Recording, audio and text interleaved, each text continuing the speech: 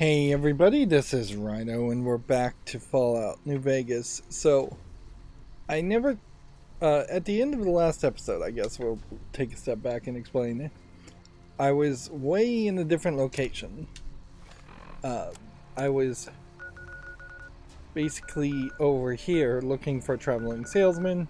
That traveling salesman never came up, and for some reason, the wait feature it won't work.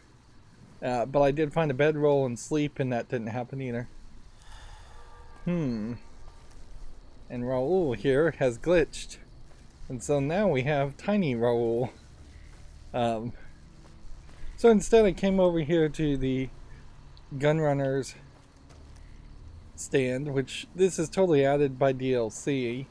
And it has sir or madam, a significant amount, if not something? all, of the I am Gunrunners our transaction. weapons that you can purchase. And so I was able to sell quite a few things, but I am basically out of caps at this point too. Like, there are some named guns here that unless I can find them in DLC or find them in the world, I would need probably somewhere around another 100,000 caps, and it really just kind of breaks the whole game and the economy. The only thing I guess I could possibly think is that maybe, just maybe, I played incredibly terribly and the barter system is just broken. But yeah, I have basically nothing I can sell unless I was going to start to try and sell weapons. That would be my only thought there, is maybe if I was going to start to sell, not weapons, I mean bullets. I could also sell possibly auto inject super stim packs, which I assume are more valuable than your standard super stim packs. Slightly. But honestly, it probably is more valuable. If this is 122 with my barter skill, 150 if I had perfect barter, I guess. And then you have to take two super stim packs to make one auto inject super stim pack, which I believe you need at least two, probably three. Then selling that for 122 is definitely a loss. But yeah, unless I was going to come in here and sell ammo, there's no way I'm going to get enough to buy everything. Come back at this and see rate. us again soon. So I've got two weapons here, and we were running around this area just seeing all the areas we hadn't seen before. So on that concept, we will fast travel back here.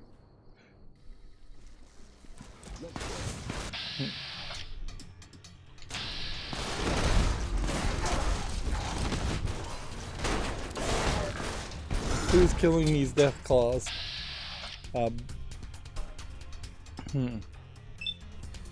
Is it me that's killing them, or was it Raul that was killing them?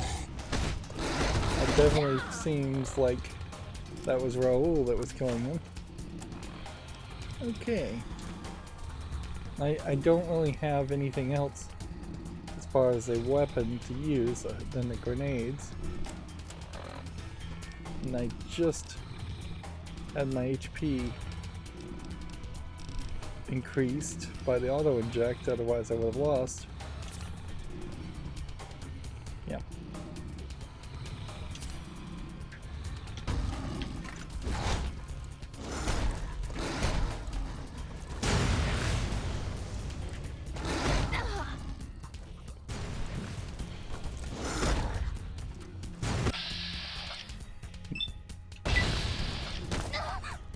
So with VATS,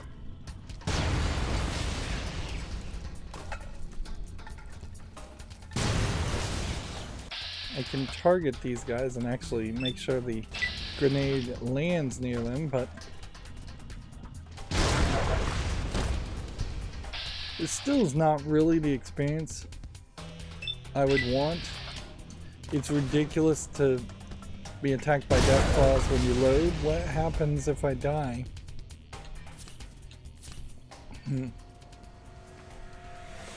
Yeah, the game would just auto-load where it had already saved.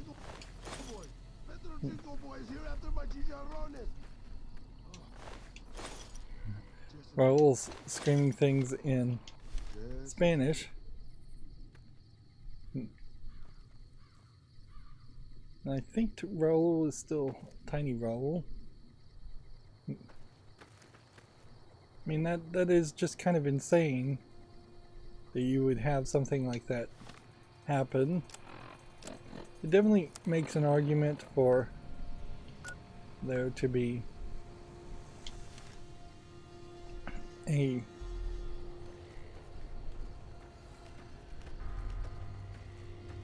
invincibility unlocked when you fast travel, or more realistically just not spawn enemies when you fast travel in particular. Like, fast travel already breaks the reality of a concept of role-playing, so at best you're assuming that the game is just fast-forwarding through the character just slowly walking from one point to another and avoiding any conflict on the way. Well, if you take that logical conceit to its final thought process, then when you fast travel to a location, there wouldn't be anybody there, or you would fast travel to a place that is slightly further away.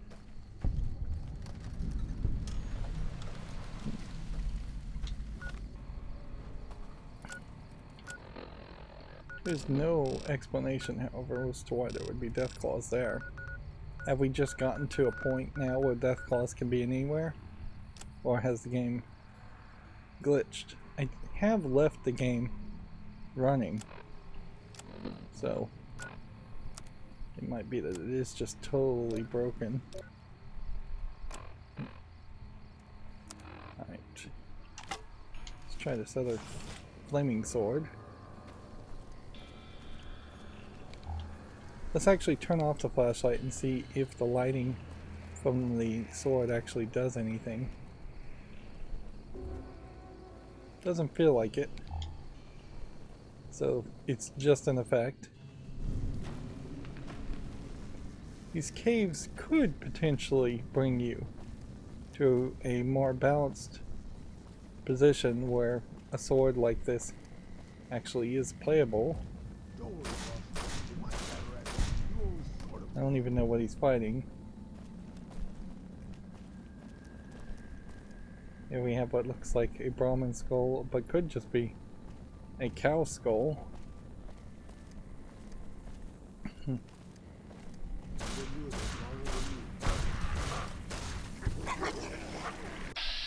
Alright, so we're fighting Night Stalkers.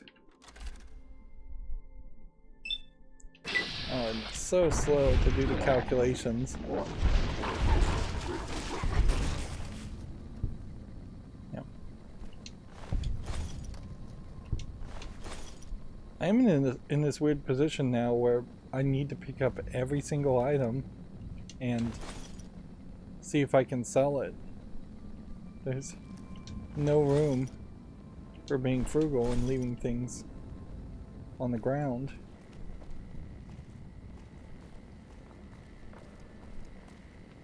This texture popping in and out definitely gives the feeling that there might be something fishy about to happen.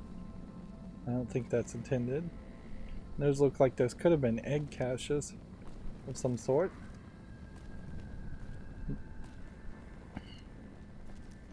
But what can you do when the game is visually glitching like this? Like, either you opt to save the game and exit yourself, or you just keep playing until it crashes. And keep playing until it crashes is probably your best bet, because that'll just overall reduce pure. So this sword doesn't have any bullets, so it would have been a nice weapon to get fairly early. There definitely have been some more modern games where guns are very infrequent. When you look at the first Dead Island game, for instance, which one thing I would say about the first Dead Island game, although it overall was pretty good, is that it was a much smaller, less open world than it probably should have been, particularly comparing it to Dying Light, which is the spiritual successor of the first Dead Island game, which gets very easily confused with all the other spin-off sequels of Dead Island and spin-off games. Yeah, I don't think there's anything else in this cave, but by keeping it small, that sword did work. But yeah, in Dead Island, you very much had a smaller emphasis on guns, just fewer bullets, fewer kind of everything.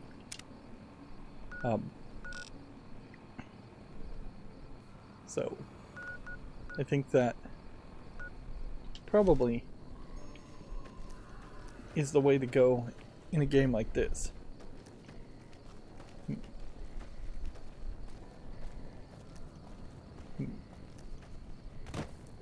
Yeah. Either you go that way or you make the game much more of a looter shooter. But the middle road where you can fight with, or you theoretically can fight with katanas, but in realistic terms you really won't get very far with it unless you're playing on very easy mode and overpowered and over leveled. Like that's just extra programming and extra game balancing, if you are even going to bother to balance your game, which I think for Bethesda games that is kind of a big if.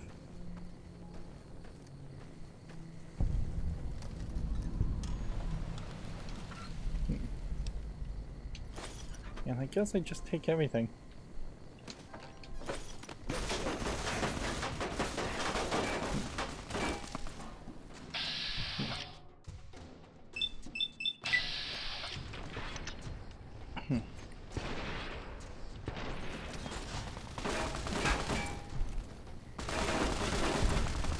You are hitting everything.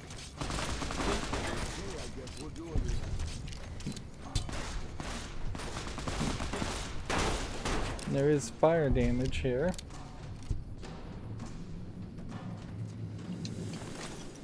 But killing these randomly spawned Legion assassins doesn't give you enough.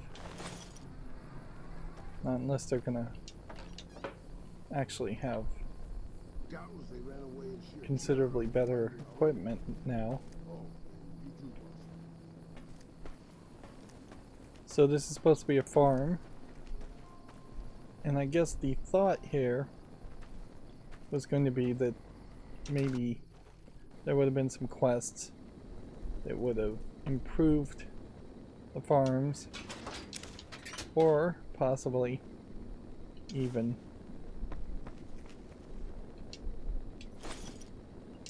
explained that the NCR has done nothing to protect the farms. Really shouldn't just be picking up garbage.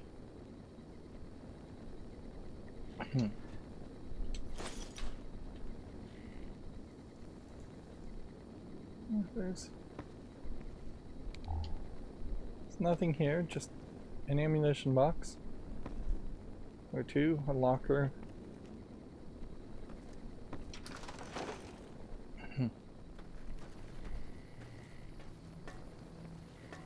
So you could definitely have a story element here. Can't burn the farm. The corn. You definitely could have had a story element where where this was shut down because they didn't have a proper water license by the NCR. That would be a thought, at least. And this definitely feels like this is an attempt at having just a single place to pick up all the different types of foods you might have been able to collect. And this could have even been the beginnings of an attempt at what a settlement would have looked like at the beginning. We definitely see that thought expanded on in Fallout 4. Of course, the problem with that is any beginnings of a thought in this game, as far as settlements or any of the elements added in Fallout 4, would have probably been slowly iterated on for such a long amount of time that the two are not really that comparable. Fallout 4 has a real settlement system. This is just a location. Fallout 4 lets you actually upgrade settlements. This can't be upgraded. Fallout 3 has actual quests in it.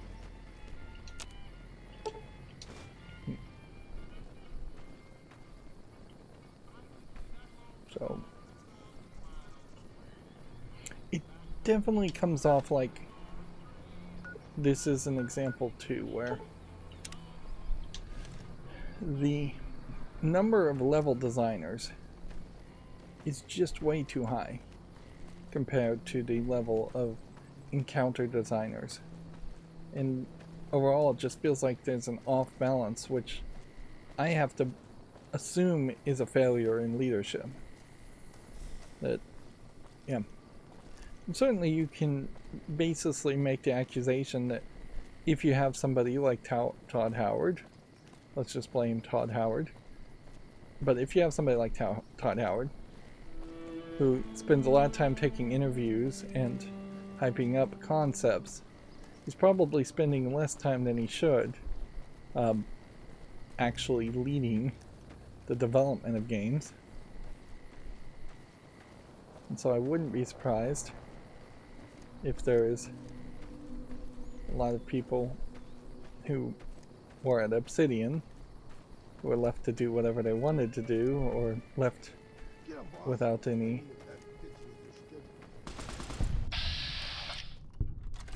mole rat.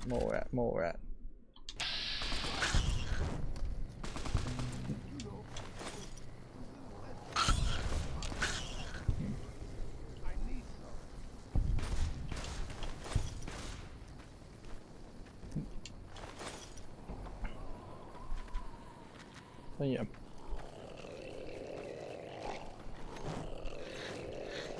There's a mole rat in this hole, but it's struggling to come out of it.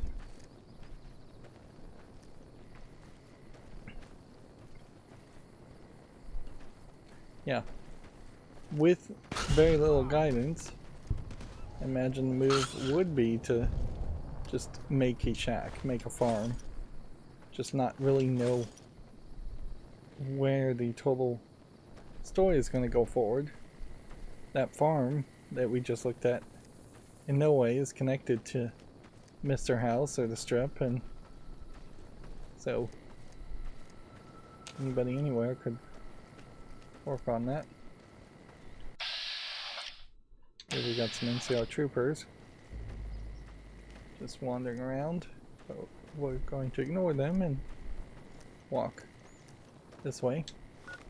This is a very much off the beaten path of any of the roads, so theoretically, from the looks of it, you start at, there's Good Springs here, then it tells you to stay on the road, and then it keeps you mostly to the road,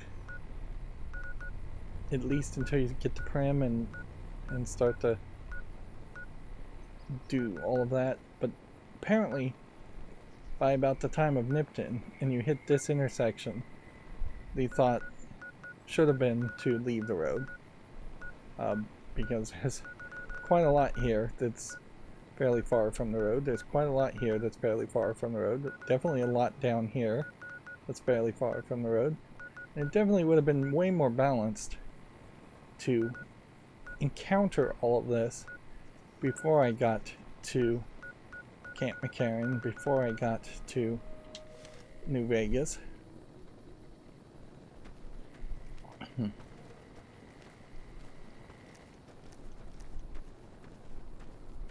I'm not sure that there's actually a challenge or perk. Like, the game really doesn't show you perks or progress towards perks. So you definitely would need a walkthrough. There's just no getting around it. I have no idea who's being shot at. But yeah, you definitely would just need a walkthrough. And we have water just popping in out of nowhere. For perks, for achievements, for guides. Now, I do think that there is a real value for some kind of spin-off game. Just call it Fallout. Who do you want to be? Where you are shown every single perk, every single challenge, and then you can create like this ideal character that you're trying to become. And certainly you can make a whole gameplay mechanic around that, and make that the theme of the game, is that this is the character you want to be. We're not going to let you start as that character, but we will tell you to achieve this character you're going to have to kill this many people, finish this many quests, that kind of thing. Of course, I assume that the counter argument to that would be that you're supposed to just go with the flow more. There's a real interesting question, is what is the value here of getting to the top of a peak? Unlike so many more modern games, getting to this spot does not find locations for you. We're looking for a Brockflower Cave, which I have no idea where it is. And so what I'm going to do is kind of cheat here and just fast travel back to it and see if it points me in the right direction as to where I was supposed to go. Yeah, because there was a place higher up that you probably shouldn't have been able to reach that you could have gotten stuck in, and I did get stuck in. One assumes that a Brockflower Cave is full of Brock flowers.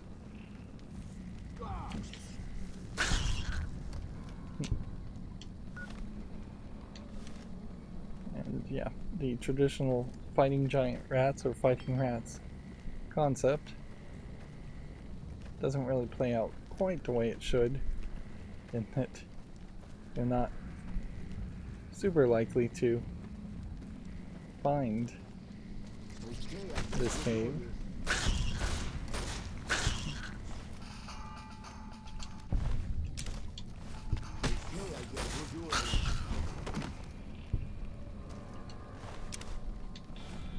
I guess what you have to do is take account. So we know we've killed probably about 3 things relatively recently. So if I kill 7 more things with this sword and nothing pops up in the top left, then I know that nothing happens. I'm getting critical strikes on the rat.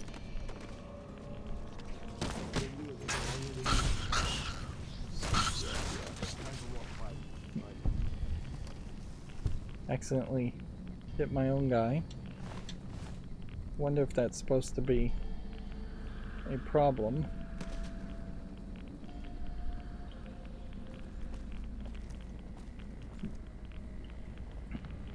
This is kind of a larger area, and of course it's irradiated,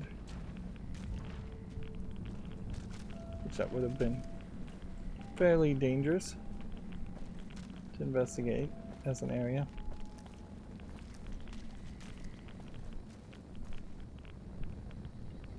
So, is the visual storytelling here? Let me turn on the flashlight. Man, I wish that would just come on automatically. Yeah. I guess the question is the idea that Brock flowers are grown by radiation? Get up, boss. I mean, if that fits with your schedule. Raoul talks quite a bit.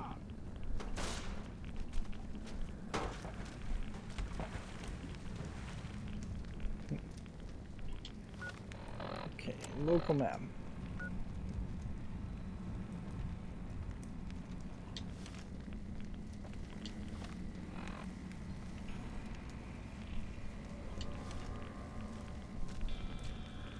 So I'm thinking there's a higher section here that we needed to investigate. And the rats are knocking down the barrels.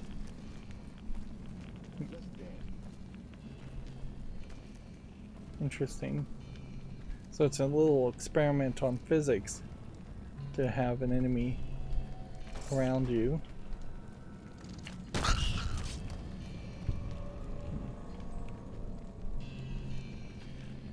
If you're burning enemies, though, of any kind, perhaps it would make some sense to destroy their body in some way. And give you some kind of different return. But I seriously just become over encumbered.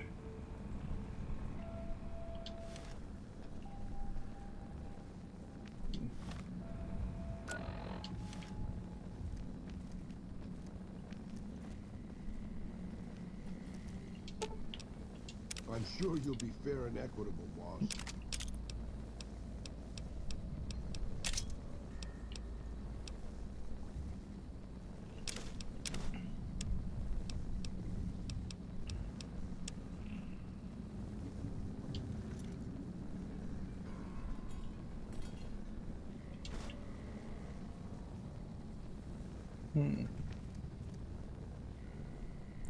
It almost feels like there might be a move here to hand items to your companions and then they would just drop them as junk.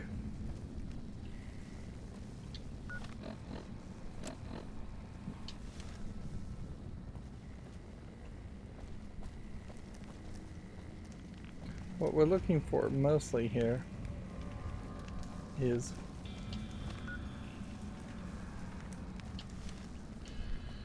a body. That's what I'm expecting to see. Is a body, a locker, something of some value.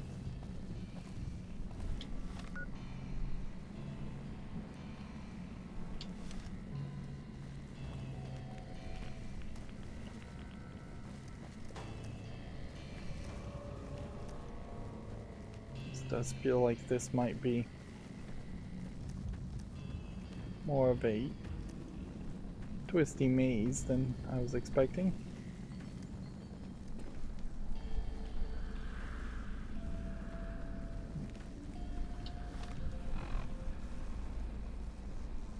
Okay. So we came in here. We looked all that direction that took us downward. Then we went down this hall, and that takes us downward. And we're looking for a split. So this barrel here.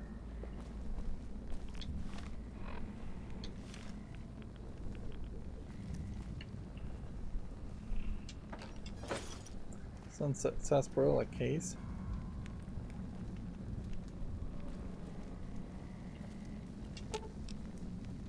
I'm sure you'll be fair and equitable, boss.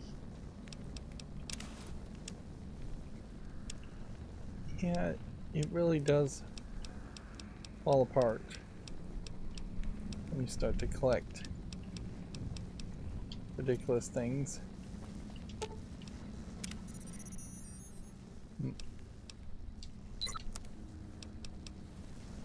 Tin grenades. Those are probably a lot lighter than holding the tin cans.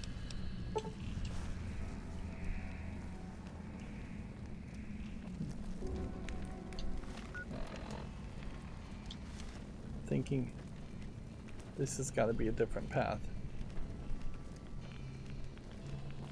Yep.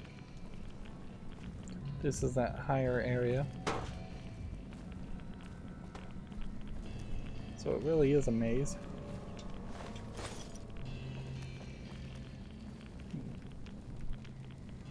And it breaks into a whole little secret laboratory.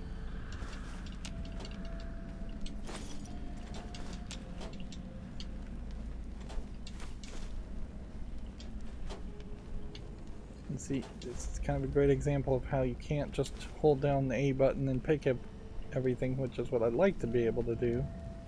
And how putting items on top of a desk that can be interacted with can be really annoying.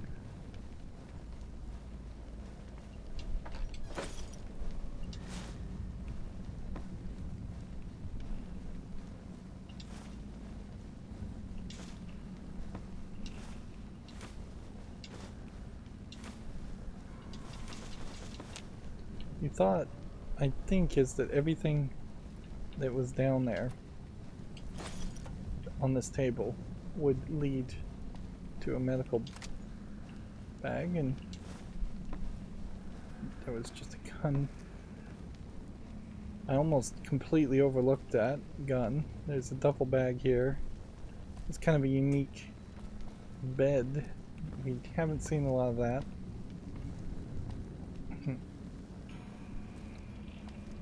It definitely seems like with a modern engine, you would have an item count just completely telling you how many different things have been loaded into your game. And with that complete item count, I think it would be fairly easy to say we've got only a few hundred or even only a few dozen versions of, say, that bed texture. So why not just completely replace that with something completely different and not use it? And certainly it might take a human to consider whether these chemistry sets are worth having in the game, considering they're just not really doing anything.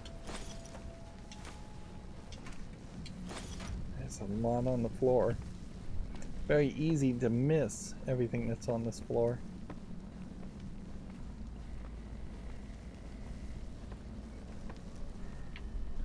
My guess is that there's supposed to be some kind of story or quest, and maybe we'll even get to this point where this is supposed to be a Chinese spy station with China spying on the United States.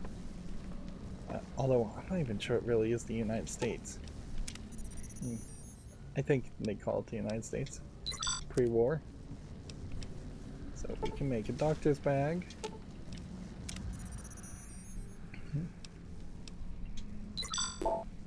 And then we can make 7 tin grenades.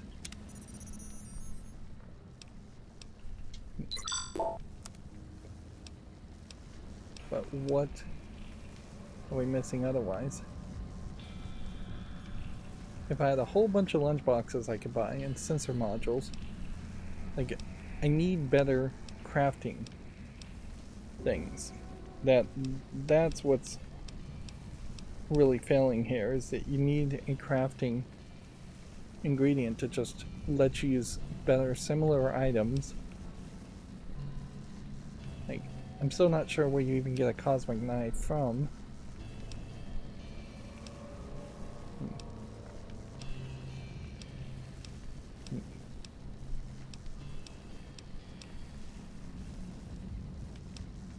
Yeah. The vast majority of this is just useless items. So to craft a weapon has to be done with this quest, doesn't it? So maybe at some point I will just get a perk in the DLC to craft guns. Maybe that's why we haven't seen any of it happen here yet. Xander root. I guess I should have that on top of leather belts and muck fruits to make super stim packs.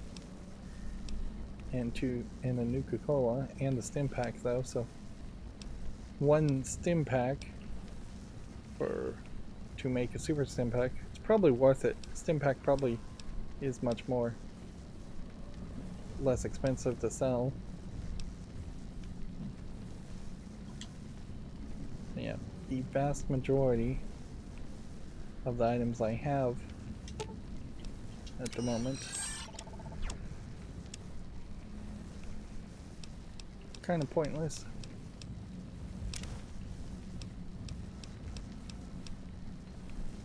£12 of bent tin cans, 2-pound bone saw,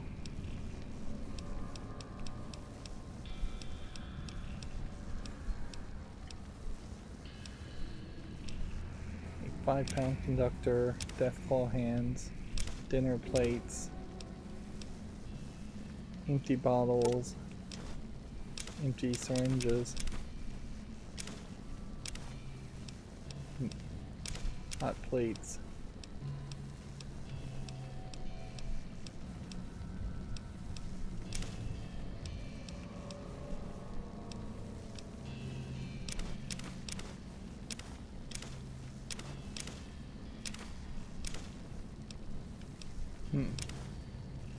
For the weight of most of these items, they definitely don't sell.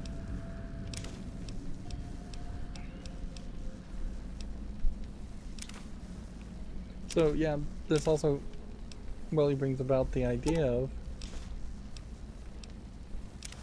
needing to break down a lot of these items into just metal. Almost nothing here is worth carrying by the economics of it. And almost none of that is actually usable. These are perhaps the most valuable thing, is just to pick up sunset sarsaparillas and continue to use them as a staple you could sell.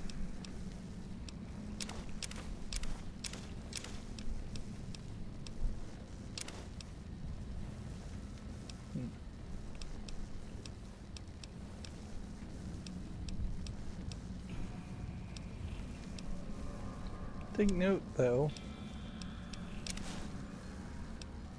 it's also worth pointing out that not finding any weapons. What was that one weapon that we did find? And not finding any Brock flowers. Rat Slayer is something that would be useful early game wise,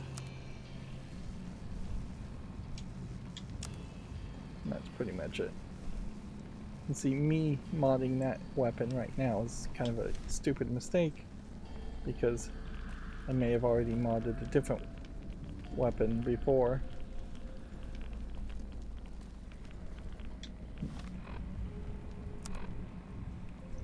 Yeah, and now it looks definitely like we have just done everything. So for ease of leaving, we'll drop down here. Yeah, so this was labeled as the Brock Flower Mines. I see no Brock flowers inside the mine. It is a place where I guess if we needed a massive amount of tin cans, that would be useful. But that is another thing to question. These tin can grenades from the Mad Bomber perk. They weigh 5, and they're in total, having 10 of them is worth 250, which means they're worth about 25 after crafting them each. Yeah, that is definitely not a lot. There's this one location, and then I know this is DLC, so it probably does behoove us just to go this direction, and we'll work our way up this path to Novak, and then maybe we'll work our way down to these two locations, and then we'll have seen everything up until that point.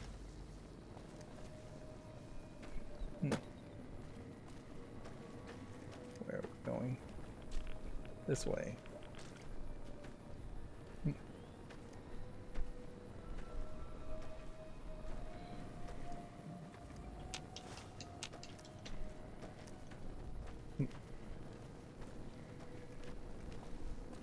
It's not the worst design ever to have every single item have a location where you're very highly likely to find it.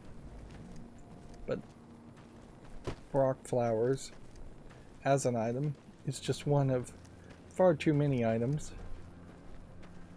Like, you would think there would be one thing that was the equivalent of a Nuka-Cola, like, that would be very useful.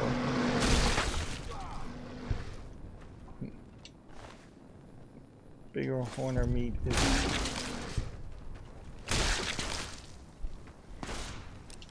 probably not worth picking up.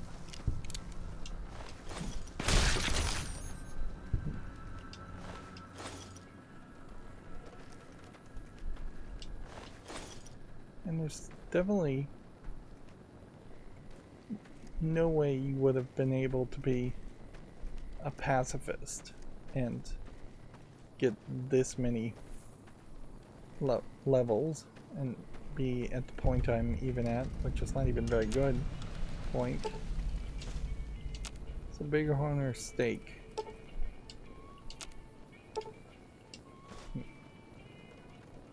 Looks like that might be something.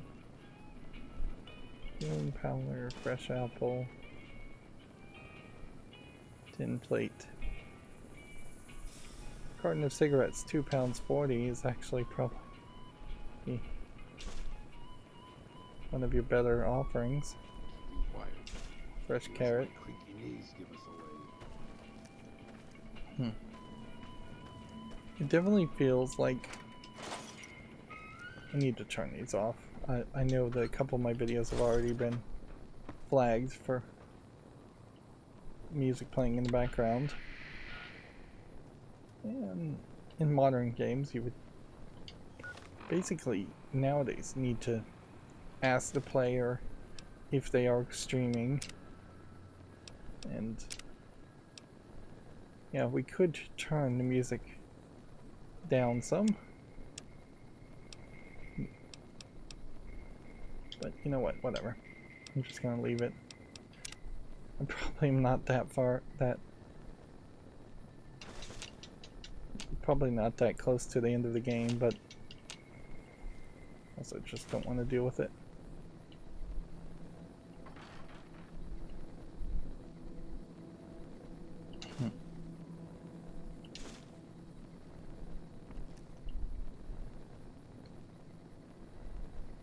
So I guess the idea with the bedrolls in these locations is that it was supposed to give you an opportunity to try and get a well-rested perk and get more XP.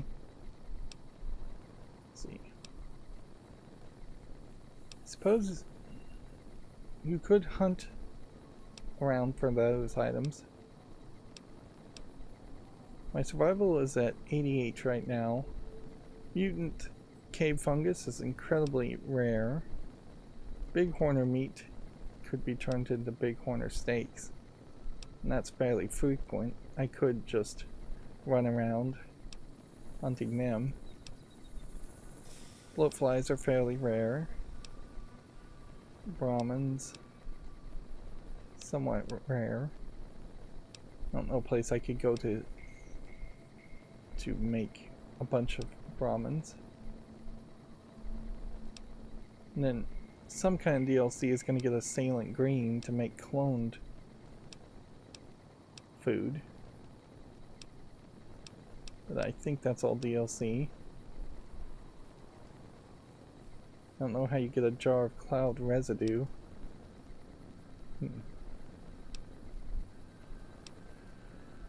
Poisons. So pretty much the only thing you can craft here consistently is steaks. Yeah. Maybe jalapenos with white horse nettle. But a lot of these things also don't say values when you're cooking them here. Gotta go back to leather armor. Okay. Let's keep that in mind. That I could make armor with regular armor and geckos.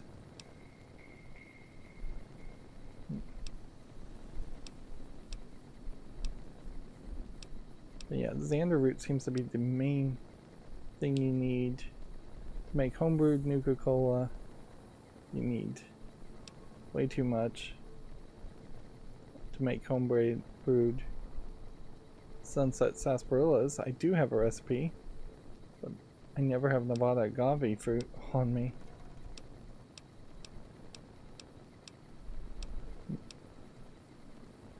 So, yeah. Unless there was something about raising your survival skills to a much higher level,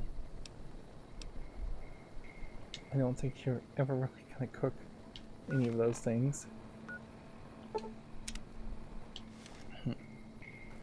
It is possible that there was a perk that would give me better cooking, but that definitely feels like that's a perk you should probably just earn as you level up. Cooking food now in particular is gonna be very useless. It's just not gonna heal you enough. Remember, I have the whole auto rehealing implant injected in me for what little that does.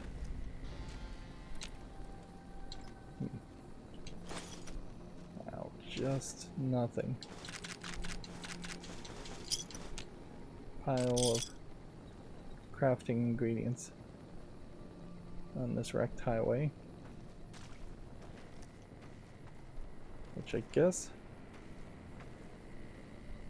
the idea is that the highway was maybe up there at some point. I don't know.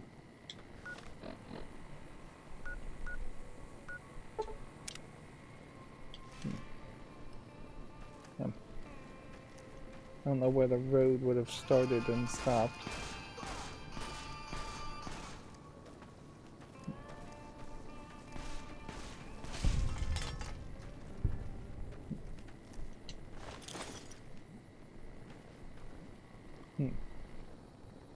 And that was just one Legion guy, as far as I can tell. Either that or they shot all the other Legion guys before they even approached me.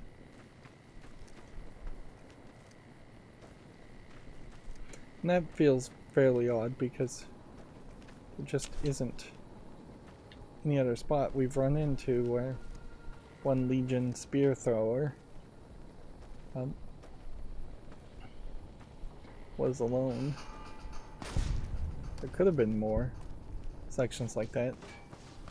At a certain level, it would have made sense for every little location to have some kind of gang member. Alright, it's been a long time since we've leveled up. So bring up survival to 90. Bring up melee weapons to 50. Energy weapons to 70. Explosions to 75. And then 2 points to dump into, like, funnily enough, I feel like barter skills is the thing to probably go up with now.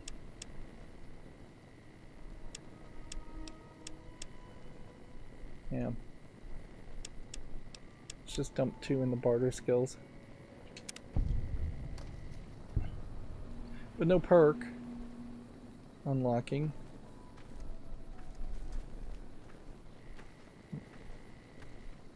Is this possibly going to be where we finally start to take out the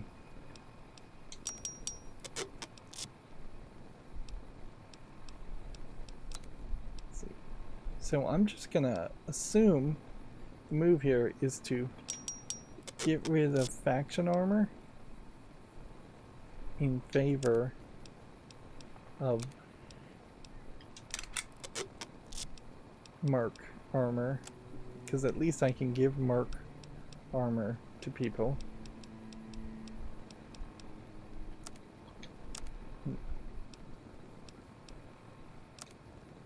We'll fix this.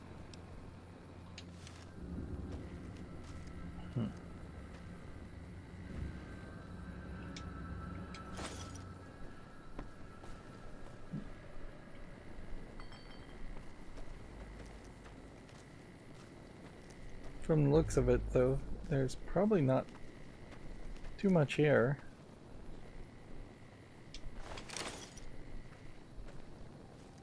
You have a car here that feels like it's been just converted into a couch. I think I'm gonna have a hard time.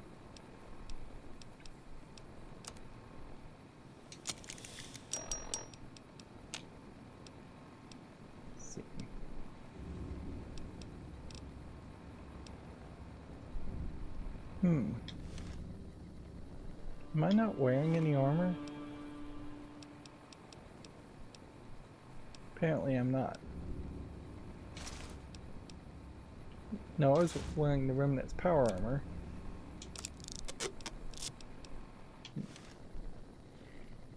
Just didn't scroll down low enough to look at it.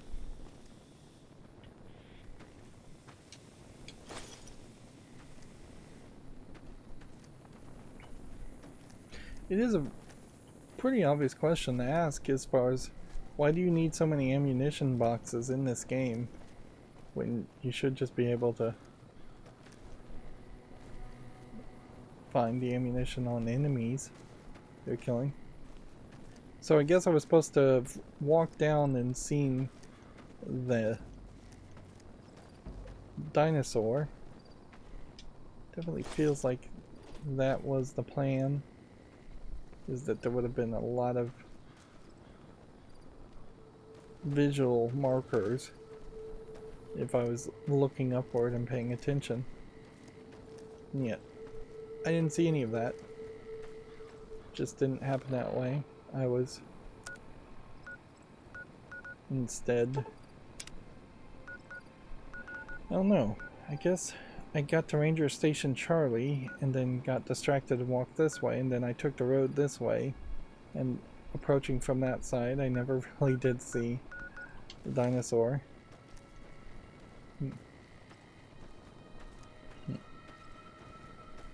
There's no consistency there overall in the game compared to other games where you'd have towers as points of interest, or maybe have a single spot to focus on. So my thought, I wouldn't be surprised if I would have thought you could have just climbed all these electric poles and that would have been the points of interest. There's no telling how much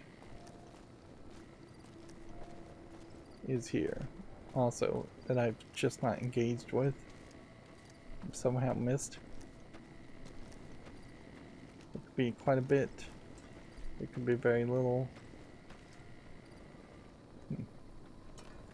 I could take every single thing here that's of a value of 1. Always thought the NCR and them would fight it out again.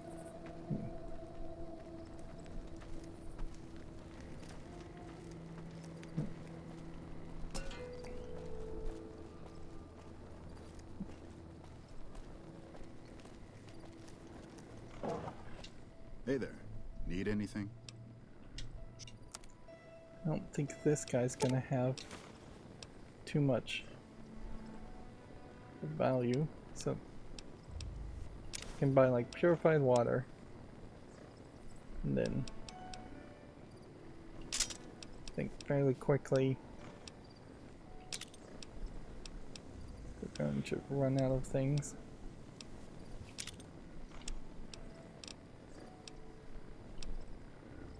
I think this troublemaker outfit was 50. I used some Legion armor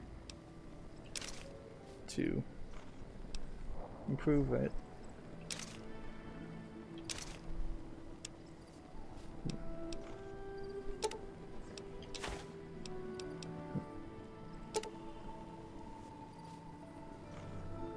Yeah. That was already too much.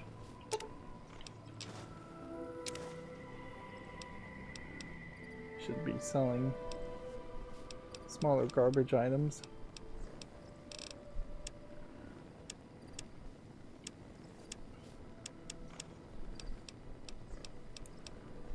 But you know, probably easier just to sell big corner steaks.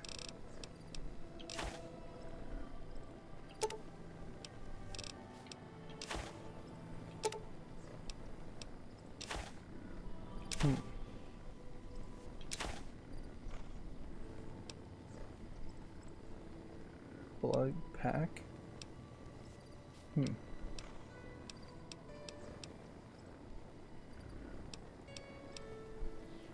Doctor's bags.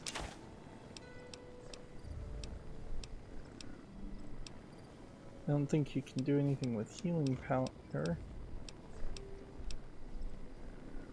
Nuka-Cola is not even really that valuable. Wait, no, we can craft with Nuka-Colas though.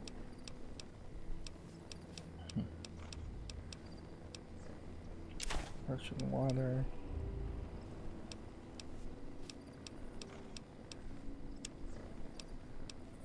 It's just way too much with the miscellaneous.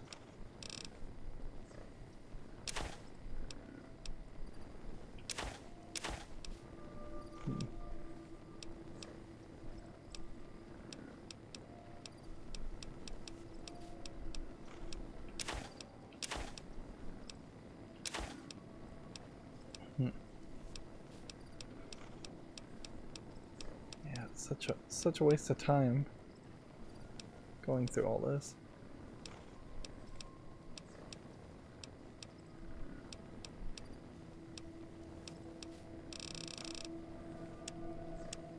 And there's no balance around it.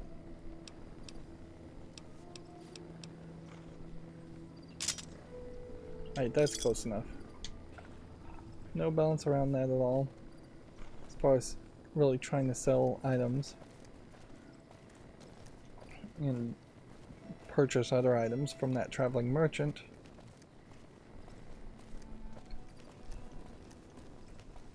I feel like in Fallout 3 there was a point where you joined, you did a little quest, and by doing the quest it made all the traveling merchants a lot more stocked with items and just flush with caps.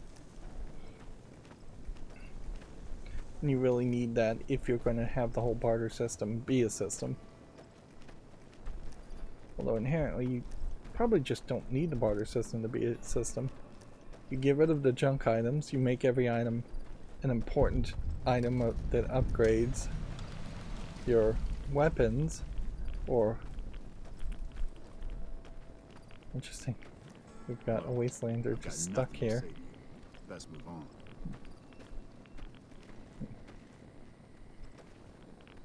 So this is a great example of where you can see how that doesn't irradiate the Wastelanders. And they're probably programmed and just completely immune from radiation.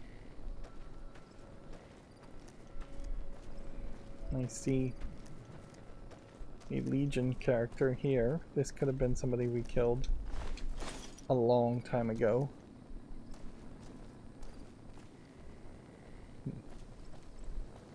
Maybe it would make sense to leave these corpses on the radar on the map.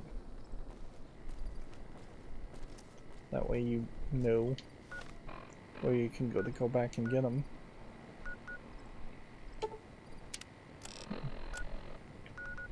It'll be a longer journey to get these two, but then we'll be in a good position. But yeah, I think what I'd like to do is take a small break at this point. So let's make a safety save. We haven't done that in a long time. And then I'm going to pause the recording and I'll be right back. Okay, I'm back. So far, as we go here, like we're approaching Good Springs is here. That if the line is Good Springs, if we see this spot and this spot, we will have seen the bottom half of the entire map. And it's not starting any new quests. Yeah. And while I will fully admit that in Fallout 3 there is about half of the map that you can travel through and not have Well, if it isn't the courier anything. who wiped out the Legion over in Nelson, good to see you around the Hope. So we have somebody we can actually talk to, so this might actually lead to some new quests. What's on your mind? Troopers tried moving down from Forlorn Hope because we got this big gap between there and Searchlight. Turns out we were spread too thin. We took our sweet-ass time setting up in Nelson, and the Legion managed to hop over the Colorado and attack before things were settled. So this guy's just gonna give us map locations. There's Novak due west. Just look for the Big Lizard. They got some decent supplies and a place to stay. The 188's north on the 95. Good for all kinds of trade. Not much south on 95 unless you turn west on 164 to Nipton. Right off the rail line. So apparently you were supposed to just memorize all these roads. Nope, I'm just the only ranger around. The rest of the kids here are troopers. Inexperienced, outnumbered, and under-equipped. Hey, hold on. Just so you know, if you go down into that camp, one of two things is gonna happen. Either that little head of yours is gonna sail into the Colorado courtesy of a Legion machete, or they're gonna try to make friends with you. And if I find out you're friends with the Legion, I'll put a lump of lead through your skull as soon as you pop it back up over the ridge. Are we clear?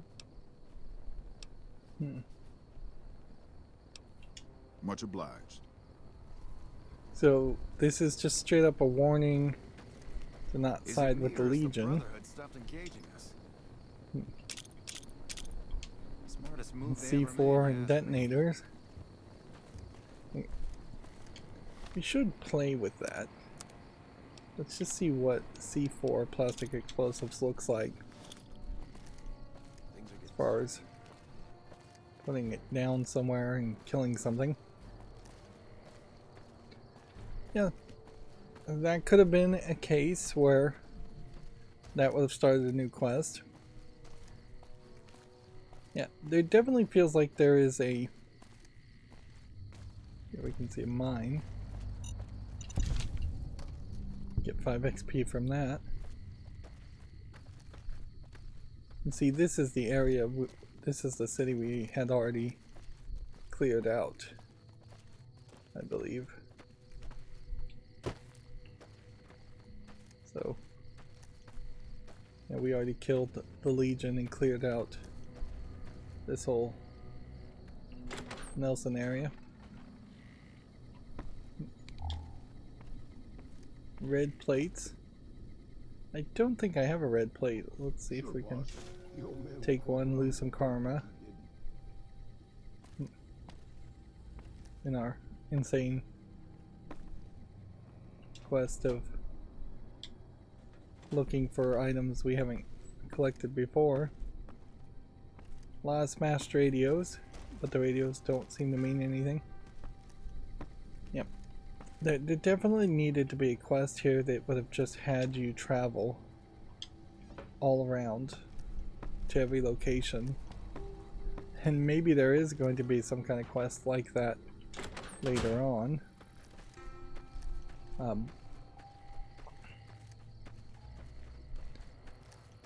Post game, maybe that makes the most sense, is that you're supposed to just travel everywhere. Like, I feel like in Fallout 3 that may have been post game too. What would be interesting, I suppose, is to find a cave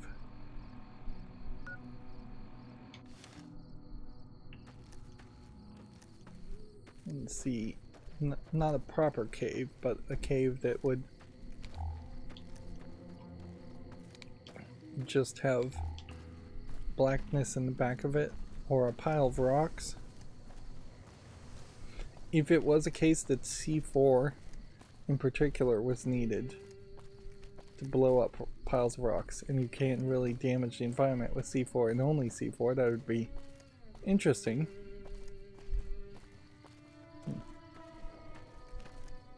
Nelson's back. The Legion are trouble. You should watch out. Here you have a named character that I don't know if we did anything with it. It does occur to me we could take the C4 and we could go to the vault that you could blow up with the cave under it.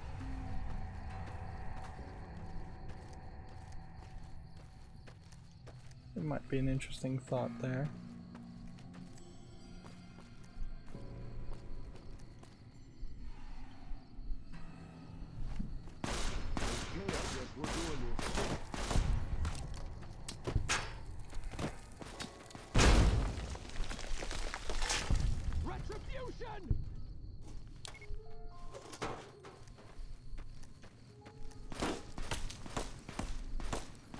Okay, so you prime the C4, which means you basically have to sneak in there, and then do that. Yeah, that definitely does not seem like that's much of a weapon to use.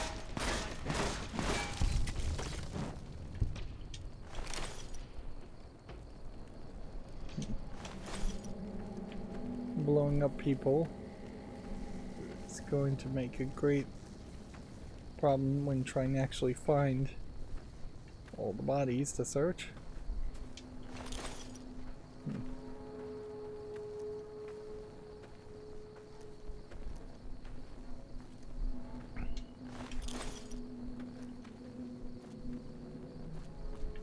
Yeah, I do think there probably is some value in blowing going to that vault, making a safety save, and blowing it up, and just seeing what that would have done. Okay, so homebrewed, sunset sarsaparilla, rushing water, and then everything else, I imagine, is gonna fall down to increasing the value of our guns. Yeah, that was 1,000 caps, theoretically, that I just lost. And this is worth 750 now, so it's already higher in value. So now it's worth 2,000. Damage is not really high enough. And if I was to use this 10mm that's almost at full, this is worth 600. Will this go up more than 600 at full level? Not really. That was a bad trade.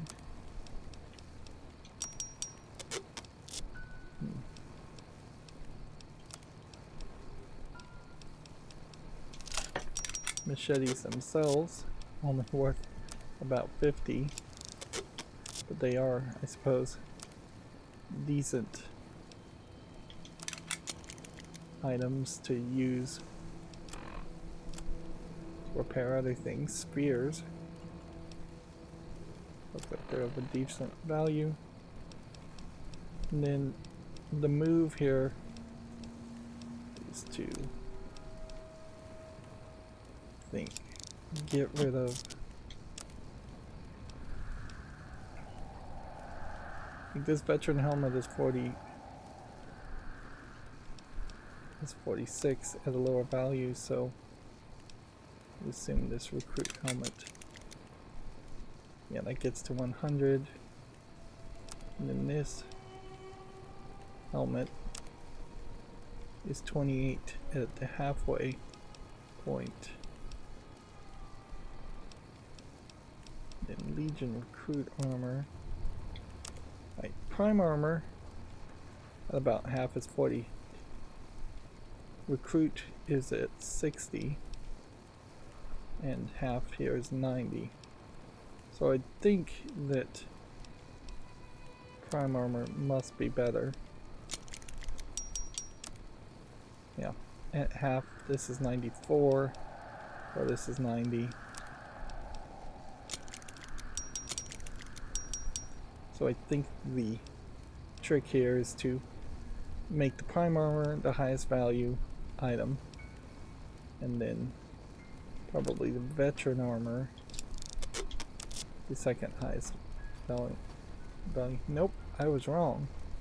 Veteran armor is the better move, and I think this veteran helmet with veteran armor is what we're going for. I'm still overburdened by a large amount of stuff. So did the homebrew sunset sarsaparilla just turn into a sunset sarsaparilla?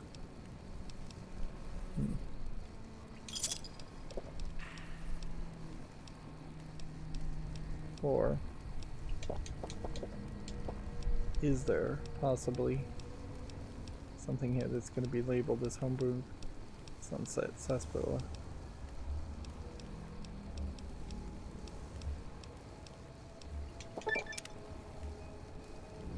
So we just got the drinking a bunch of water.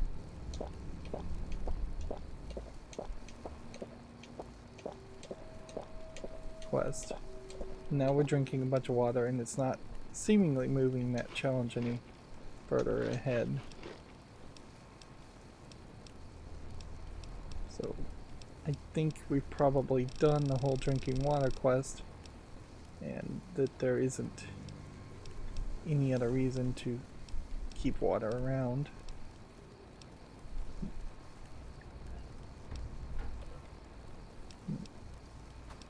And we'll just take some rat away.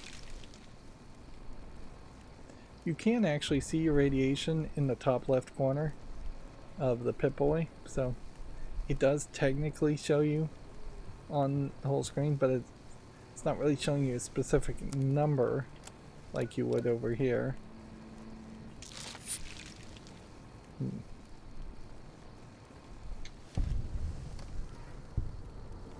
There are a lot of makers that make electronic gadgets and devices. They've tried to recreate the Pip-Boy and make it somehow make sense as far as its interface, and cosplayers that have just made probably non-functional Pip-Boys, and there's definitely probably been a couple Pip-Boys that have been sold as collector's edition toys that, but yeah, when you really look at the Pip-Boy interface, having a Geiger counter on the left thing at the top left, and then a dial that spins based on every sub-menu, and then a spinning mouse wheel in the middle that you use to go up and down, and then 3 buttons. It's a really terrible interface. And inherently, I've never in the real world found mounting any kind of device to your wrist makes sense. Screens, you always kind of want your screen to be bigger than the size of your wrist. So unless they can invent a really good projector that would project the image and not have a screen, or they could put a lot of voice work into it, it's just not really ever going to work. I would argue that the Steam Deck is probably the closest thing to being almost the right size of what you would look for in a Pip-Boy. Killing enemies with melee weapons is a quest. Of course, it's hard to kill enemies with a weapon when you've got your companion shooting people, but whatever.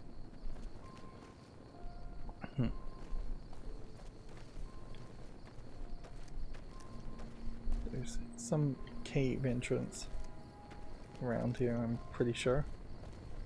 I guess the question is, how much are we going to have to walk around the edges of it to find a way in?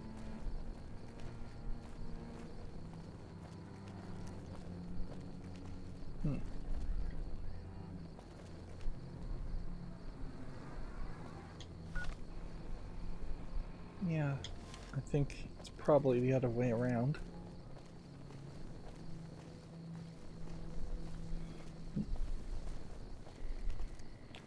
I guess that is a question certainly to ask.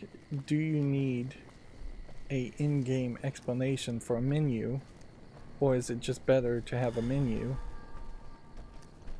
So many games do try to double down on user interface and reinventing the wheel as far as user interfaces. But there's no way you could get rid of the iconic Pip-Boy. The best you could do is reinvent it and improve it. Just, this is the Pip-Boy model 3000, make a model 4000 or 5000 that just has more of a full screen mode by default, and maybe in the menu you could show off the arm, but yeah, stretch this whole screen out to the fullness, and then just have better buttons to get to certain places, better ways to depict everything. Yes, you still probably want special in a Fallout game. Yes, you want skills and perks, but all of those just need a lot of work. Like, to get to any one place in every time I've gotten into this menu, it's been a lot of just, alright, I need to cycle until I'm on the right screen. There is no buttons to get straight to stats, straight to items, straight to data. There's no pages to favorite. And then when you actually get into some menus, like the items menus, which are way more important, and you're going to spend a lot more time in there, there's just no sorting, and there's no good system here.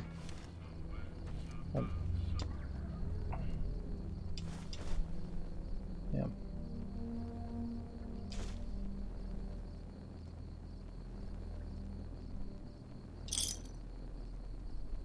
Sunset sarsaparilla bottle caps just turn into bottle caps. Unless they're the blue star bottle caps.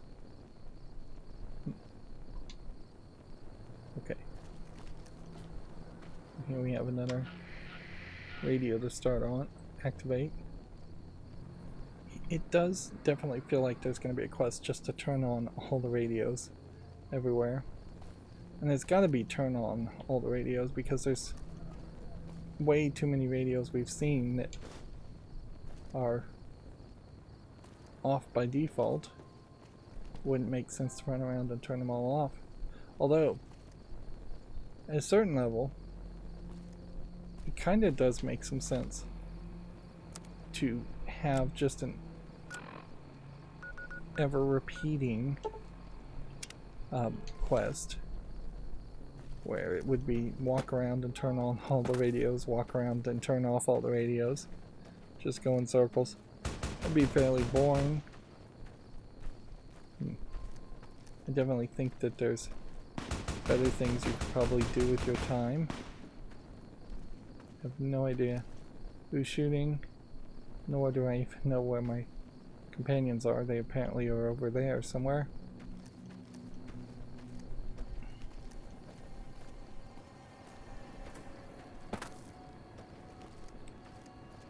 This is going to give us an opportunity to swim down the Colorado. Alright. So I know when I swam down the Colorado, right about here is a cave, and then the game crashed and I lost all of it. And right about here is a crossing point to a big area full of death claws. So this little wedged section and everything below here, it's not something I really searched. Let's go ahead and make a safety save.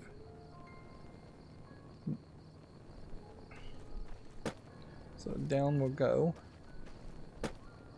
Colorado River is pure water.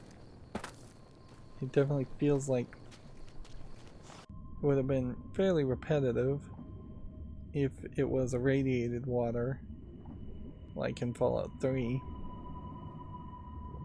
But that would have worked as a concept too. We know that there really isn't going to be any hollowed out triangles or anything like that. Am I a faster swimmer than a faster runner? Seems like the speed is about the same.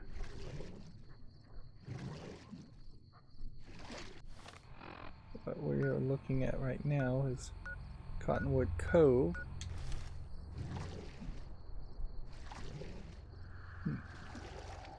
This does highlight how there doesn't really seem like there is a connected section as far as getting on the raft and going up the river to the fort. At least I'm not seeing a connected section. All of this is just a rock wall blocked by a river, which has absolutely nothing interesting in it. So it might as well just be irradiated.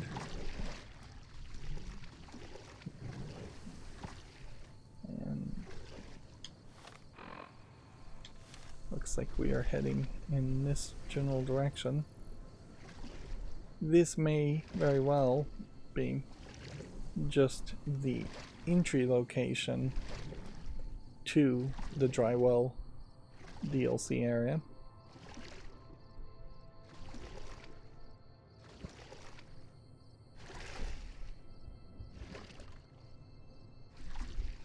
Either that or it's a bunch of lake lurks.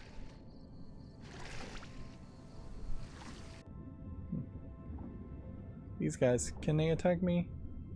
Yes. Can I attack them? No. So.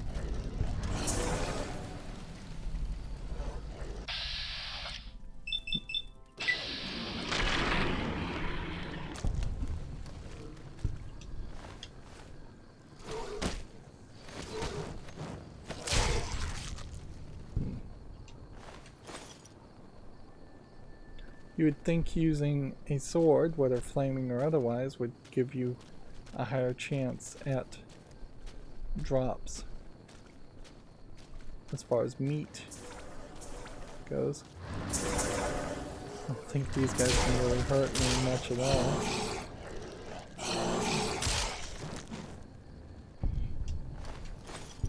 I don't run into a lot of lake lurks in this game, and yep. I don't know if there's much more you can do with them. They're programmed kind of in an awkward way. Interesting, you have a block instead of a zoom look. Let's go ahead and just kill these other lake lurks. Then we'll come back. Like their little bubble attacks feel ridiculous.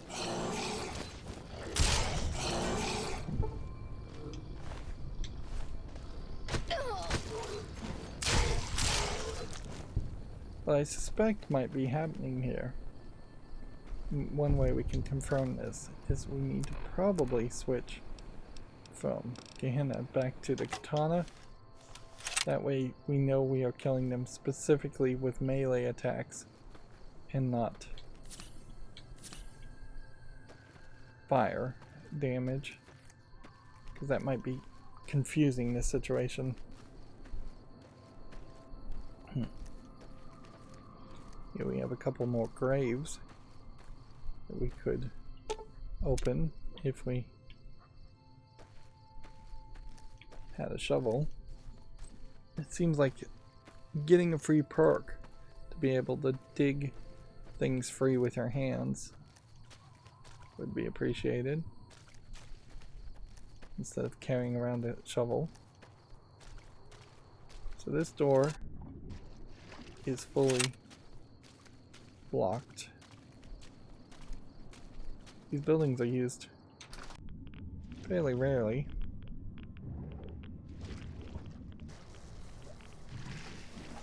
Okay. This is an interesting experiment. Definitely is a different feeling to have everything floating on top. This definitely shows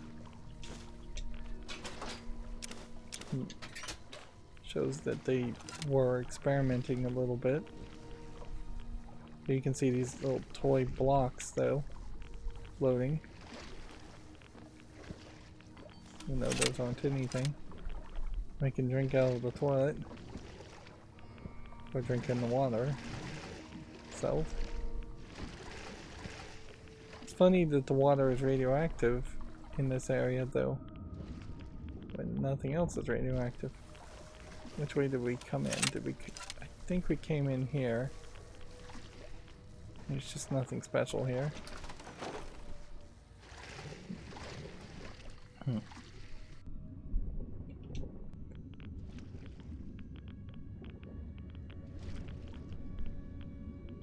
There's a blue star, and that doesn't float.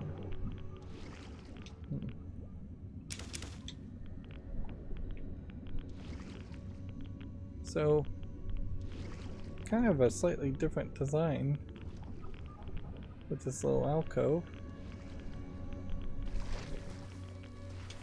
Teddy bear floats. Books float. I don't think books actually would float. Some real sunset sarsaparillas.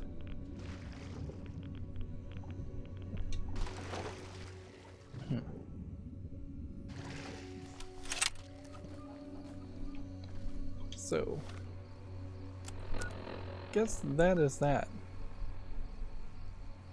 Yeah, I don't want to do dry wells because I know that's a DLC section. If we were to look at the local map, we can see that there's nothing I can see here, but almost certainly there's things I could walk to in that general direction.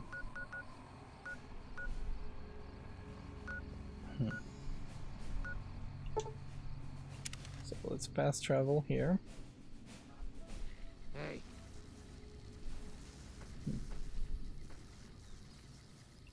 The lucky 38's all lit up because someone infiltrated the El Dorado and flipped a switch. I'd shoot those lights out if I could. Interesting. There's a Station Delta door here.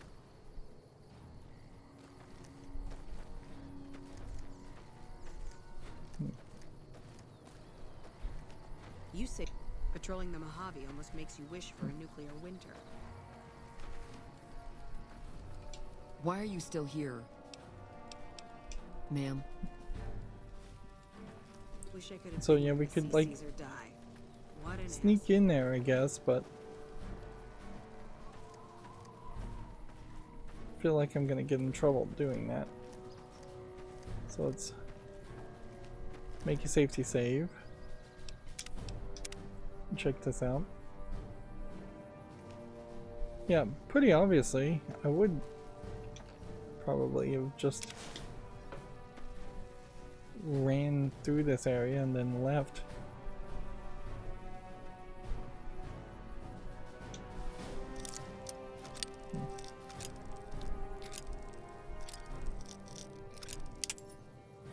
Feels like you would need a stealth boy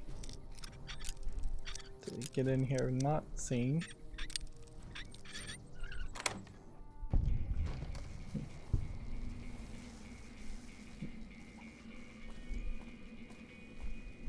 Let's just see. Seems like there's no real problem there.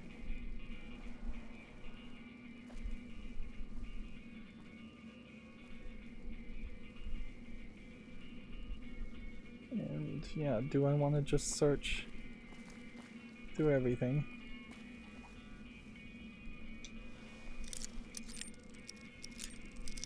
I didn't lose karma picking my way in here.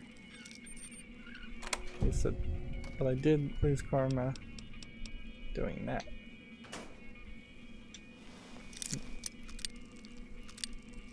Still really inconsistent.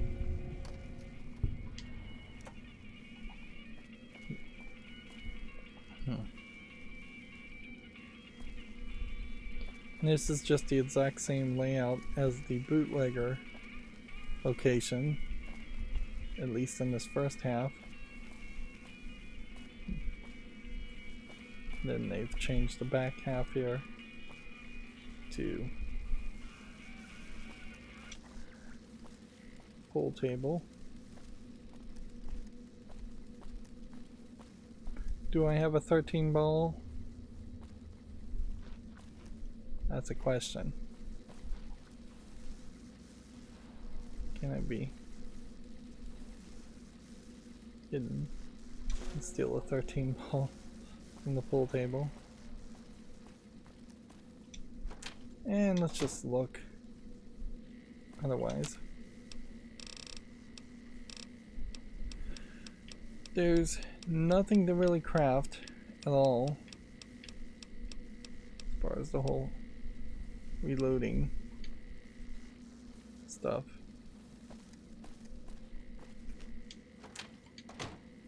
Just a bunch of sunset sarsaparillas.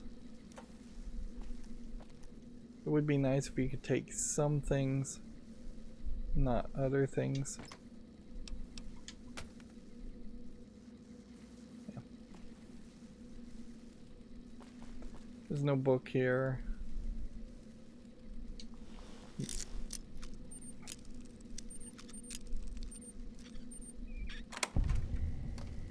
Whoops. Hey!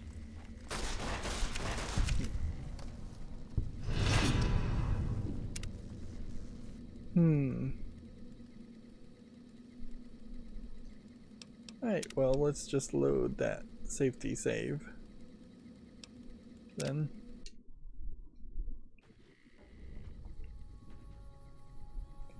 Like, we don't need any negative relationship with the NCR at the moment. Sure, at some point we may lose our relationship and we may just run through this entire area or through the entire map killing NCR people. I mean, at a certain level, I may not have any other choice but to kill NCR people.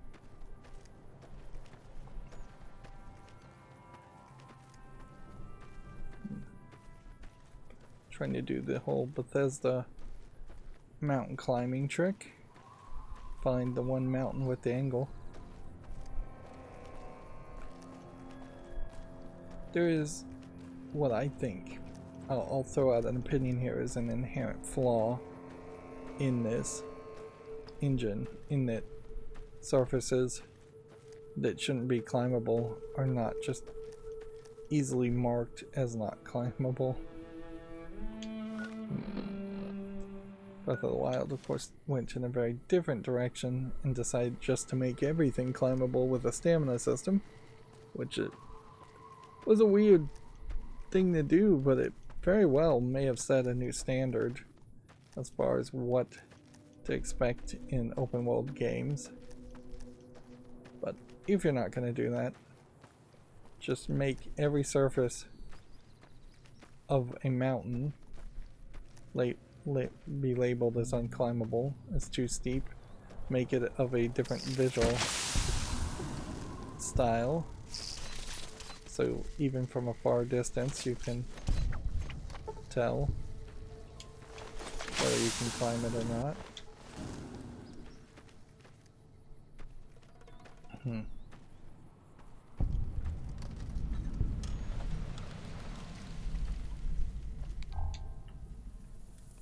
See, this is the kind of place where it almost would make sense that maybe you could put some C4 here and blow it up, but no, I don't think that really happens.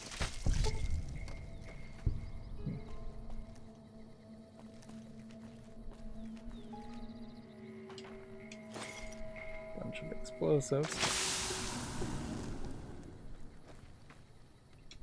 An adventurer's pack.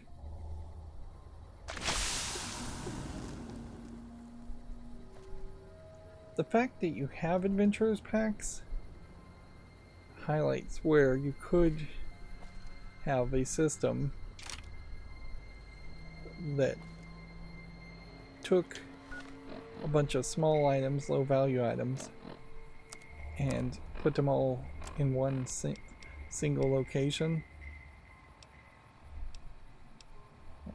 It's a 44 Magnum versus a 10mm pistol. I think 44 Magnum is way more valuable. But yeah,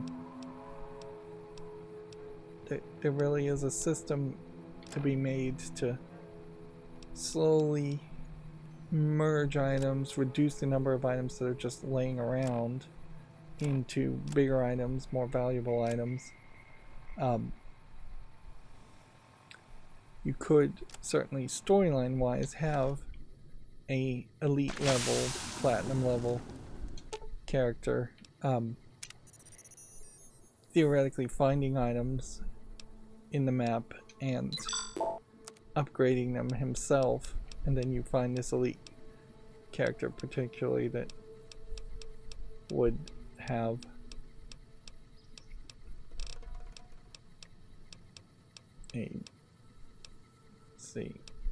would have a special, more valuable weapon on him. So what I was trying to see is there was some kind of gecko, not hide belt, but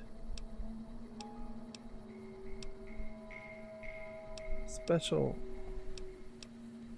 armor. I swear I saw it.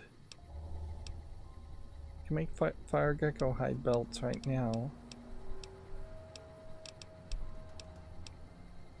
Might as well do it.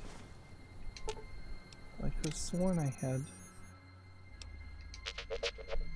something else. It wouldn't be ammo.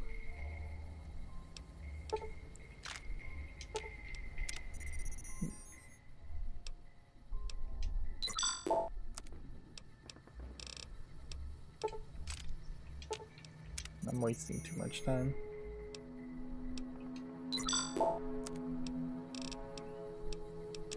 What was it that I saw?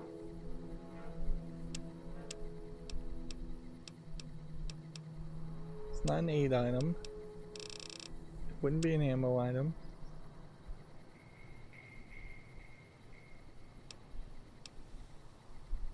Yeah, I guess you can sort through all this.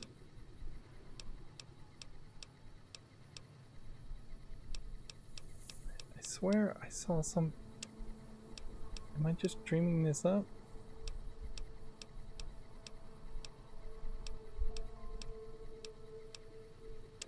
It's just totally missing. I'm confused. It must be a cooking thing. Then. But somehow you can cook armor at a campsite. As silly as that sounds. This will be the last location we will look at.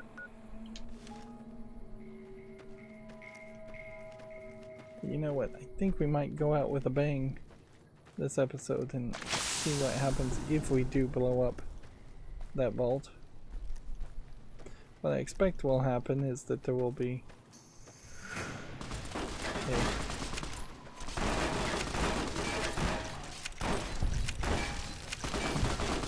Retribution.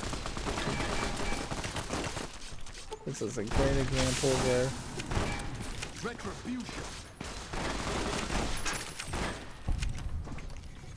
you're getting blood all over your katana here. So if we get blood on the katana, it just disappears after a while.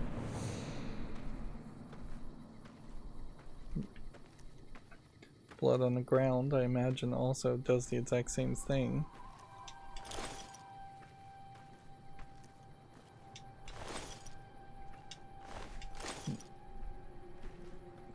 Okay. So the thought here was that the veteran armor, prime armor is worth 220, veteran armor is worth a little bit more. This one seems like it would be worth even more.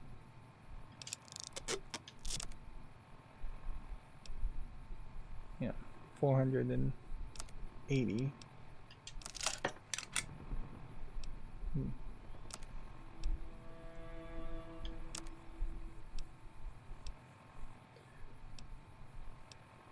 So yeah, you're really not getting a lot here. This one is worth 61, this one is worth 100. Let's see how that compares. This one's worth 102. This one's worth 28. I doubt that's going to go up to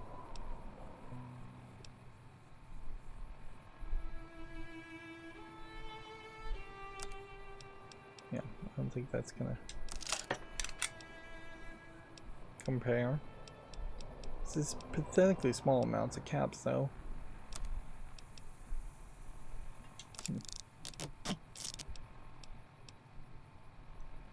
You would definitely hope that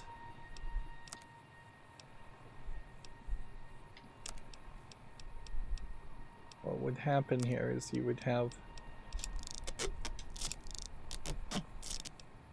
Ripper at full is worth $11.99. So weapons in general are just way more valuable than outfits are, which kind of makes sense.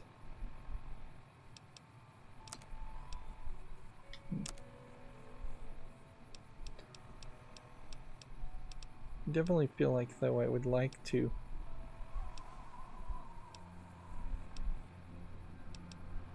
let's see this one, and I'm pretty sure we have one of everything, so don't have to be too precious about it. I'm sure you'll be fair and equitable, boss. Let's see.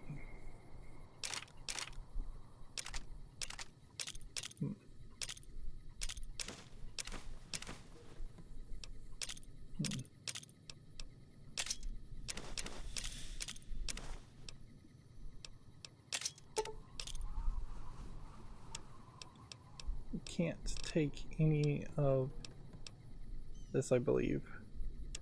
So I'm not even gonna try and give it to him.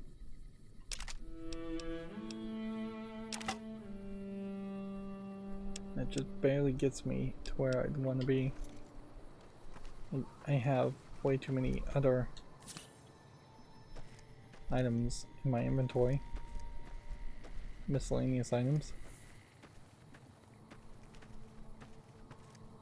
Getting the perks for using a melee weapon seems like they mostly are just maybe improving numbers to some small amount that you won't even really notice a difference.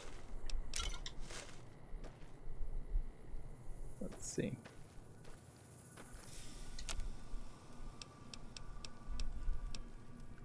Snake bite tourniquet. We'll craft one of those. And then healing poultice. We'll craft one of those. Just because I may not actually have any of that. Now let's scroll down. Yes, this gecko backed leather armor needed tanned gecko hide and tanned golden gecko hide. How would you get tanned things? You would have needed turpentine and white horse nettle. So yeah, I would have to go in some crazy ways. Wonder glue and knives. For a weapon binding ritual. It's an interesting effect.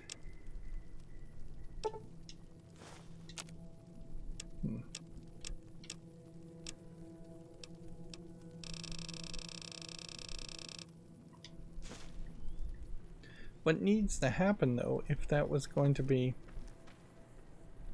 just the interface we even worked with, is there needs to be a DLC where they straight up tell you there aren't going to be any shopkeepings, there aren't going to be any weapons benches and crafting benches. It's all going to be built around just using campfires and having your survival at a high level.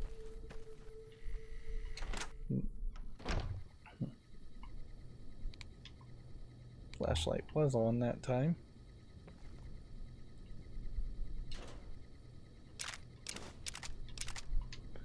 Immediately over encumbered again.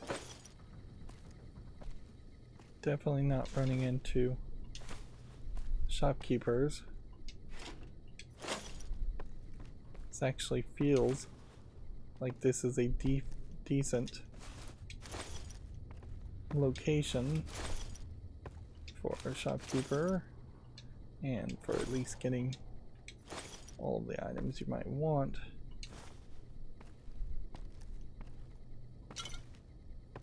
There definitely was a quest where you broke into a grocery store, which we haven't seen any grocery stores in this whole area.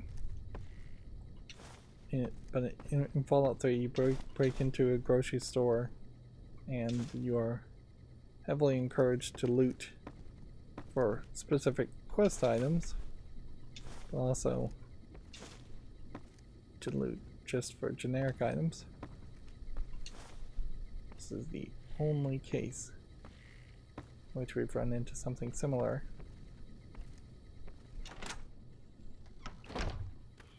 And the irony still is going to be that this is going to not let me craft anything at all. It's just all so incredibly pointless. I'm sure you'll be fair and equitable, boss. Okay.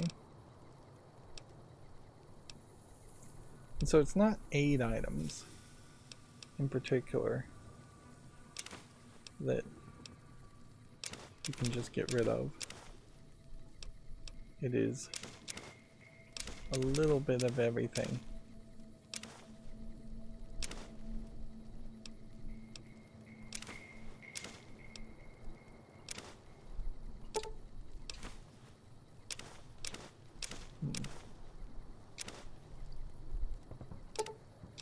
If I had a companion that would let me cook, or if I had a campfire,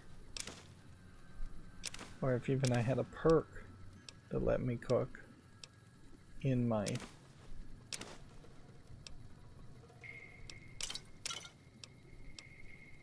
lucky 38 house, everything would be very different then.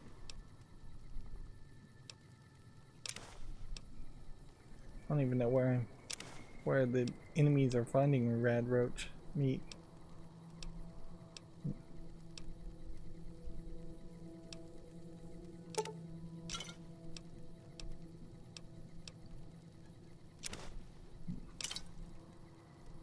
It gets me to 202. I guess we'll leave it at that for now. That just fixes me up to not be over encumbered. So let's see if we can zoom in a little bit. As far as I can tell, we've taken the Explorer perk and we've looked at every location except for dry wells and the long 15 below. There's long 15 below Good Springs, which is roughly the first third of the game. And fairly annoyingly, I assume Leggett's Camp is something that we're going to push into Leggett's Camp later with the main story, which we can only move the main story forward based on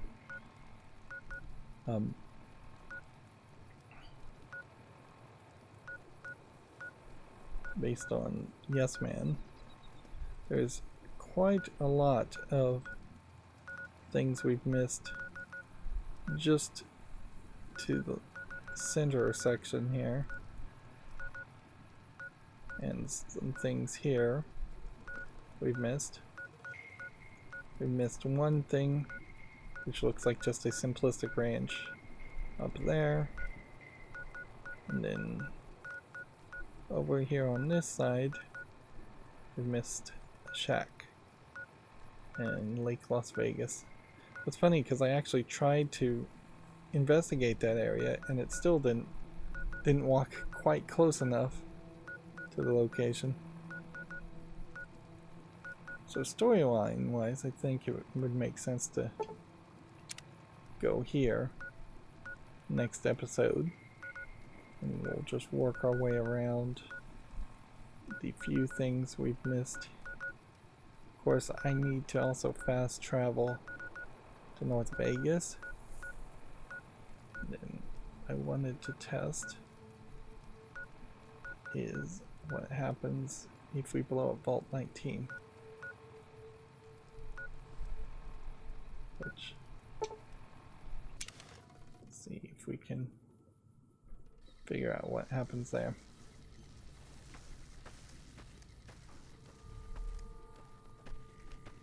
So I went to the farmstead because I know there's a cave entrance. We have some more graves. It kind of would make sense if there was a Here's the cave over there. Yeah, if there was a system where the Securitrons or just some kind of character would bury the... Let's go ahead and just save here. Safety save. Yep. But yeah, if somebody would bury named characters so in specific locations where a grave was,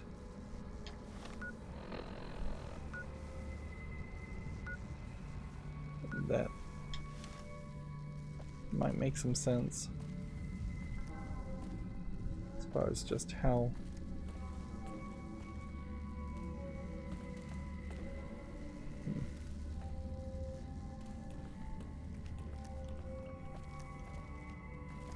I don't think this is the direction we were wanting to go. I want to reach this spot. And I think to reach that spot, there's another path. I'm not 100% sure.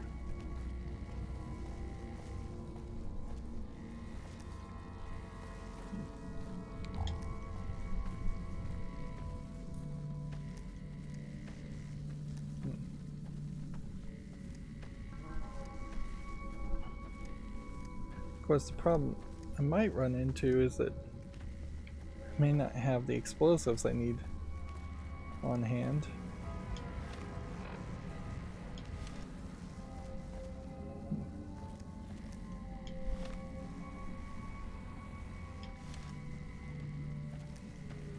Don't think I'll run into that issue. I think if I don't have it in my inventory, it's in Raoul's inventory.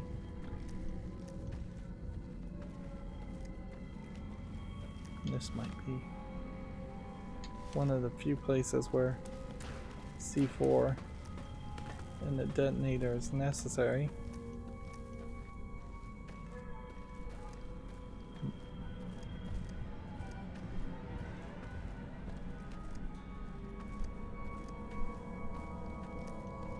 Okay, we found it.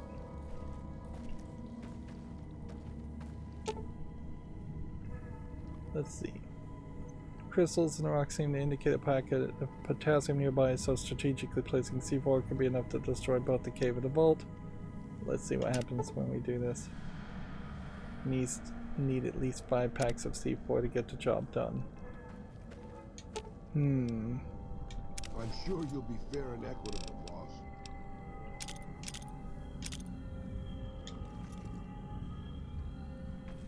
Where are you, Eddie?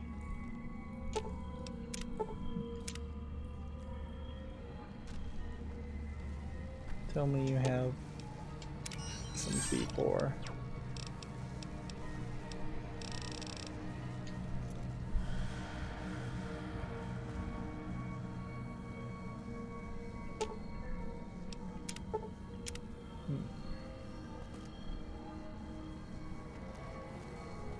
Okay. What are the chances that I left some C4 lying around here? I think the odds are particularly low. So yeah, that was fairly anticlimactic.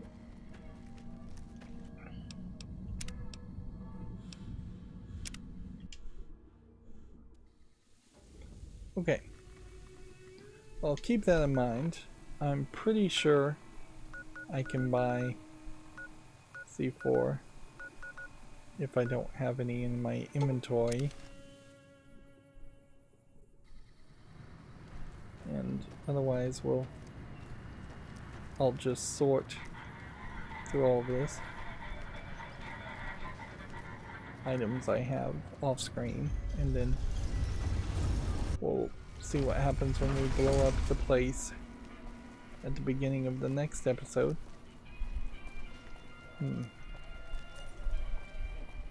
it's not even worth showing you all the load screens here. Cap wise,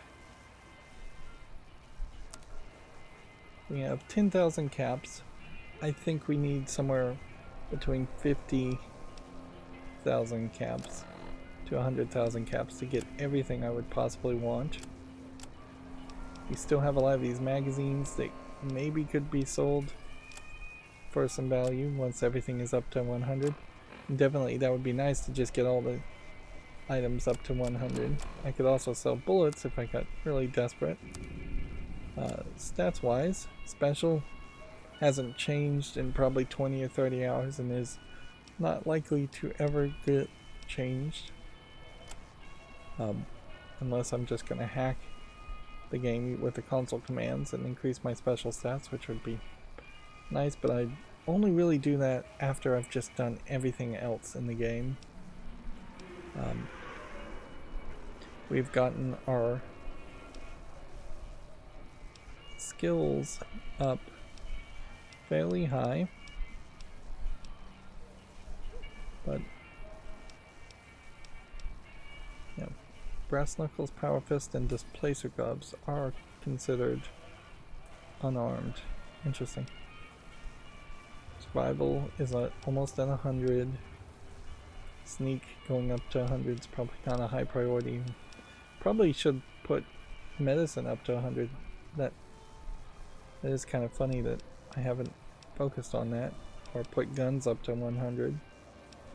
I don't think any of these are unlocking any more quests though.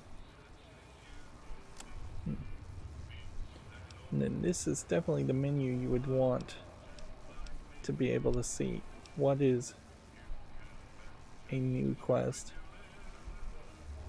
And see, some of these perks are not explaining what they are.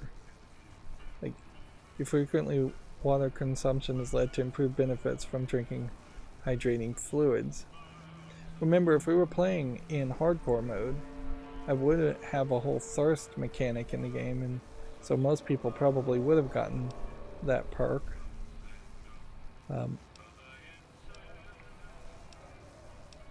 These are both the perks that I picked by leveling up, and the perks I've gotten by doing certain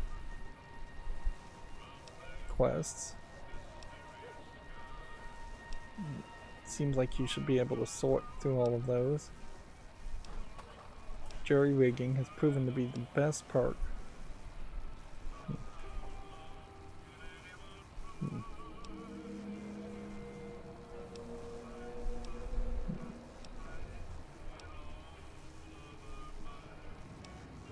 Yeah. Mad Bomber is a perk. Perhaps not that great. Nuka Chemist, not super useful. Power Home Training we've gotten from 2 or 3 different people.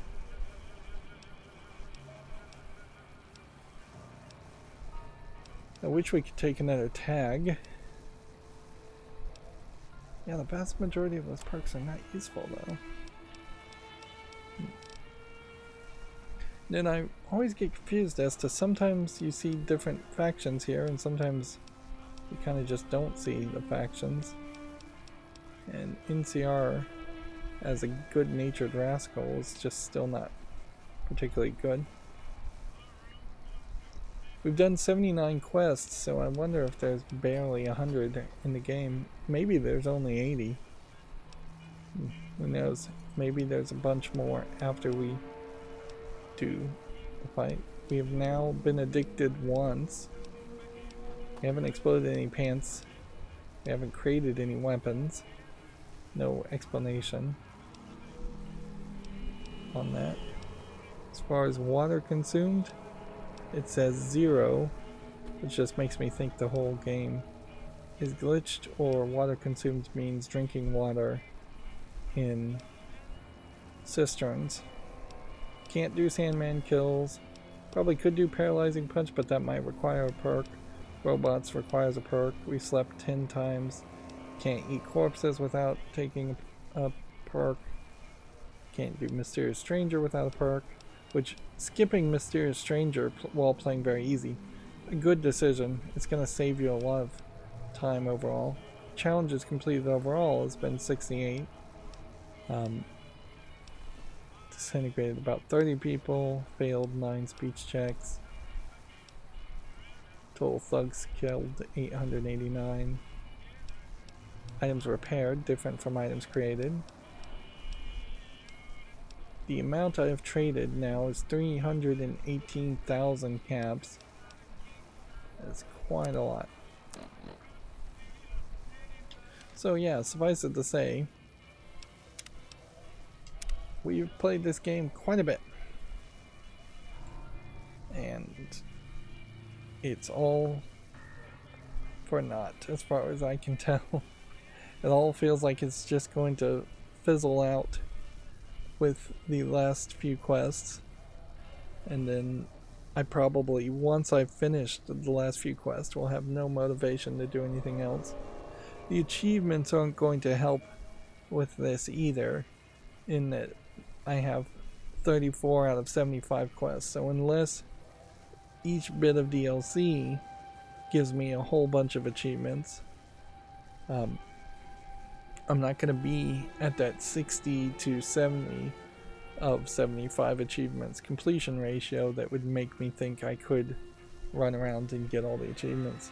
I still suspect that there is probably a hardcore achievement for playing the game from hardcore from the very beginning, and perhaps that is the Fallout New Vegas experience that people really like, and that's where its fandom comes from, is that over the very long amount of time since Fallout New Vegas was first released, being able to play in hardcore mode, being able to play with some mods that would vary it up, may give you a very different experience, more of a roguelike experience, or a, yeah, roguelike would be the term there, not roguelite in this case, but yep.